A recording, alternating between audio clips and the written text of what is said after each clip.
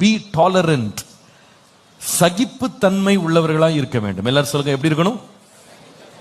சகிப்புத்தன்மை, அது ரொம்ப முக்கியம். கொலோசியர் 3:13 கொலோசியர் 3:13 ஒருவரை ஒருவர் தாங்கி ஒருவர் பேரில் ஒருவருக்கு குறைபாடு உண்டானால் கிறிஸ்து உங்களுக்கு மன்னித்தது போல ஒருவரை ஒருவர் மன்னியுங்கள்.